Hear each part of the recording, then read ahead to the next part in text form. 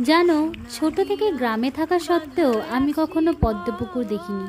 জানি অনেকেই অবাক হবে, তবে এটাই বাস্তব। শুধু একবার সেই কোন ছোটবেলায় একটা শ্মশানের পাশ দিয়ে যাওয়ার সময় কেউ একজন একটা ছোট্ট ডোবা দেখিয়ে বলেছিল ওটা পদ্ম গাছ।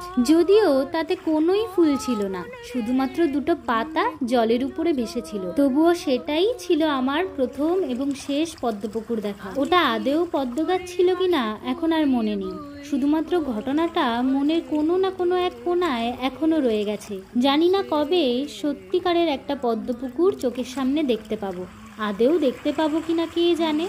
তাই তো আর অপেক্ষা না করে নিজেই বানিয়ে ফেললাম একটা ছোট্ট পদ্মপুকুর।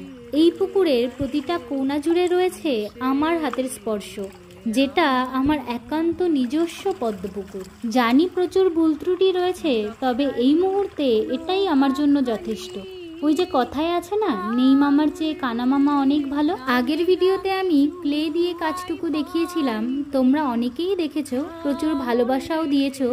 যারা এখনো দেখোনি তারা একবার ওই ভিডিওটা দেখে এসো। এবং আজকের ভিডিওতে আমি আগের দিনে করে রাখা ফুল পাতাগুলোকে এক এক করে রং করে নিয়েছি এবং শেষে রেজিন দিয়ে সবকিছুকে সংরক্ষণ করেছি। রেজিন ব্যবহার করার পেছনে একটা বিশেষ কারণ আছে।